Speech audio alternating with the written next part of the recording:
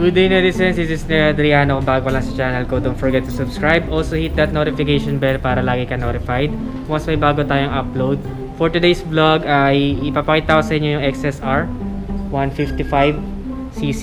Nandito siya ngayon. Nandito ako ngayon sa Yamaha Las Piñas. Available pa daw to, XSR 155. Kung classic retro looking bike yung hanap ninyo, ito yung marirecommend ko. So let's have a closer look. Let's get right to it.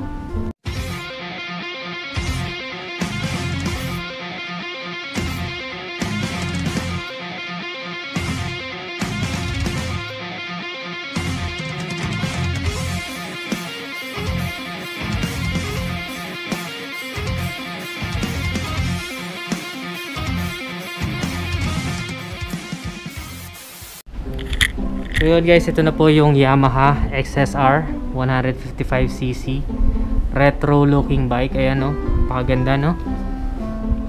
So kanyang displacement is 155cc and maximum power niya is 18.6 at 10,000 rpm and 14.1 Newton meter of torque at 8,500 rpm. So non-ABS pa to. Ang kanyang SRP is 164,000 pesos. Yan, ganda ng ano niya no, tsura, retro looking talaga. So, para sa mga naghahanap, ang fuel tank capacity niya is 10 liters. Yan, disusi siya dito, yung kanyang susi. May key shutter, yun. Tapos digital na yung kanyang panel gauge. Ang seat height is 810 millimeters. Sinakayan ko siya kanina, tiptoe na tiptoe ako, so nasa around 5'3" and a half yung height ko. Abot pa rin siya pero super tiptoe na no? So kung medyo shorter rider ka, medyo mahihirapan ka ng konti. Medyo mabigat din siya, nasa 134 kilograms. So kailangan mo talaga ng medyo skilled riding abilities kung nagbabalak ka na mag-avail ng ganitong klaseng motor.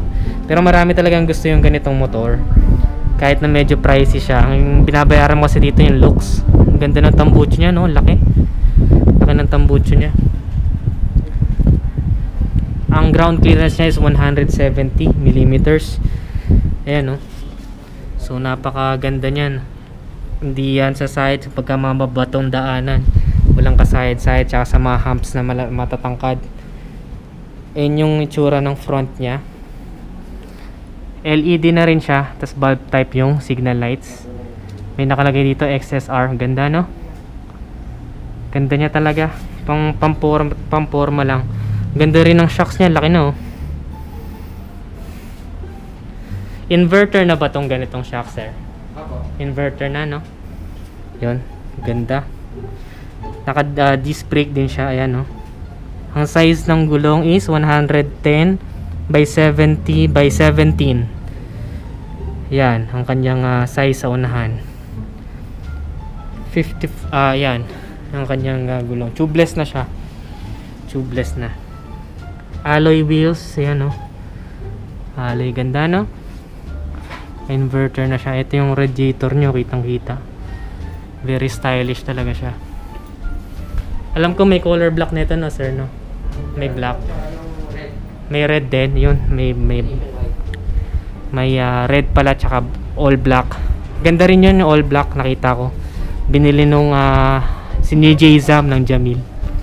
Ganda rin siya. Ito yung kanyang likuran, ayun no, ganda ng taillight niya no. Isang bilog lang doon. May ilaw din para sa plaka. Reflectorized. Very stylish. Tapos may tire hugger na siya doon, ayun no. Naka mono shock, ang laki ng shock niya yun sa loob. May tire hugger na siyang built-in na dito. Ayan o, ganda. Tapos ito yung chain cover niya sa top lang. Ayan yung chains niya. Ganda, yung mga tapakan niya din, ang ganda. 6 speed siya, 6 speed. Ito yung kanyang side stand. Ganda. Ito, 6 speed siya, ayan o, disungkit siya. Medyo aggressive yung riding position niya. Ayan o, ganda rin ng mga quality ng mga tapakan niya no? Ito yung brake fluid niya, nandito. Rear brake. Ganda. Ito ano niya, foot peg oh. Ito ng quality. Dito may XSR lang na ganyan, tapos may design dito. Ganda yung seat niya. Ito yung pinakatangke niya, plastic. Ano ka, maloloko ka, kala mo metal, plastic pala. Plastic siya, plastic siya. Ito matte color. Ganda ng grab bar niya, may kill switch dito. Ito yung clutch niya, ay front brake. Tapos ito yung clutch niya, high beam, low beam, busina, turn lights. Ito yung balancer niya. Yung grip niya parehas din nung sa mga Aerox. Yan, parehas din.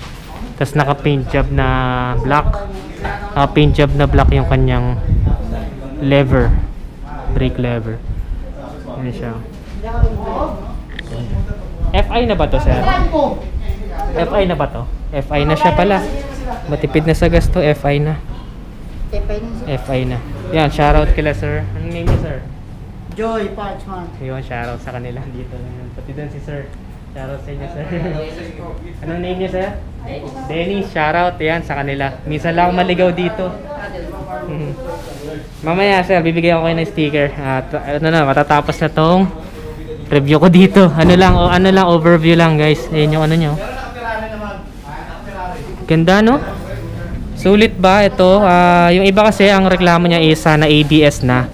Yung ano niya may balahibo din pala. Ganda ng ano niya, ng pattern, no? Pattern ng ano niya. Medyo parang aggressive na pang off-road na rin ng konti. Yung pattern may balahibo din. Fender niya, ayan, no? Ganda. Ito busina niya nandito. Ayos, no? Tapos yung grab bar niya, ayan o. Ayan ang grab bar niya. Kita mo yung mga ano. Tapos yung ano niya, fully digital na siya. Fully digital na. Ayan ang susi niya. Ayan ang susian niya. May lock sa manibela, may shutter dito. Hindi ganito. Doon mo siya isasara, ganyan. Para hindi masundot. Tapos dito mo rin siya bubuksan. Paano bubuksan? Di pa ako marunong. Sensya na. Yun. Tapos ito, susi niya. Pinetsura. Hindi pa siya keyless pero okay na siya. Para sa akin.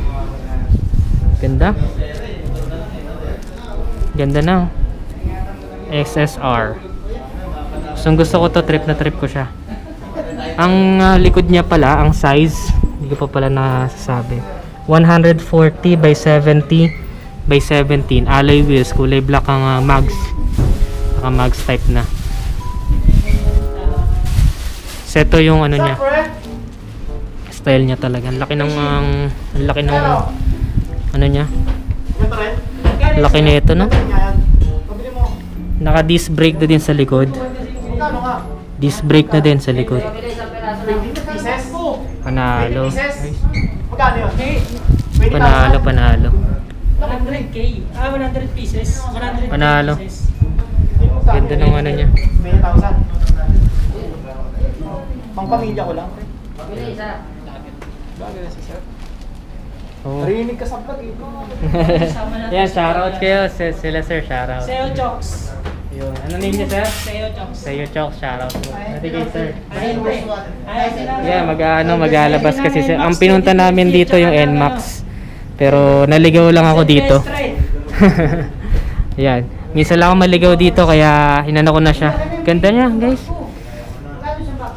Tapos hirap din humanap nito actually ng stocks.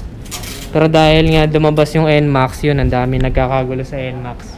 Pero kung gusto niyo medyo maiba, ito XSR. Hatid din, bago din to ng Yamaha. Sa atin bago, pero sa ibang bansa medyo matagal na siya. Yun, so medyo aggressive yung style niya, sitting position. Okay siya, guys. Para sa akin. Ganito yung mga type ko. Wala kang masyadong katulad. Yun, bigyan ko lang sila sir ng sticker. Bigyan ko kayo ng sticker. Passing to. Yung pala minulong ko lang. Pero, sticker. Bigyan ko kayo. Ay, salamat. Kaibigan. Ayan yung YouTube ko po. Meron na ako niyan po. Ayan. Ito si Sir din, Sir Dennis. Wala bang damit to, boss? Wala pa akong damit eh. Magpapagawa pa lang tayo. Ayun. So punta lang kayo dito, available pa yan dyan. Tapos kung meron pa kayong ibang unit na gusto nyong makita, ayan o. Dahil pa nila dito. Wala mo, nagtahan ng meron. Ito. Anong unit to, sir? 0, 250. 0. Yung sinasabi na zero natin is... Zero. Zero. Ito pala yun. Ayan o. Ayan talaga ang ano, pang off-road. 0, 250. Pang hardcore off-road talaga yan. Ganda no? Kung matangkad lang ako, ganyan ang motor ko siguro. Ganda din no? Digital na rin ang panel no? Ganda. So yan, punta lang kayo dito sa Las Piñas, Yamaha. Kung gusto nyo check yung mga unit nila, ang dami. Yan yun, yung mga unit nila dito. So yun lang, quick run through lang. Nadaanan ko lang ito, actually di ako prepared para dun sa XSR. Pero binigyan ko lang ng quick run through kung ano masasabi ko sa kanya. And for me, sulit para sa akin yung price niya. Yun lang po. Thank you so much for watching. And kung nagustuhan mo, don't forget to give this video a thumbs up. Subscribe. Always keep it cool and ride safe always. Bye-bye now.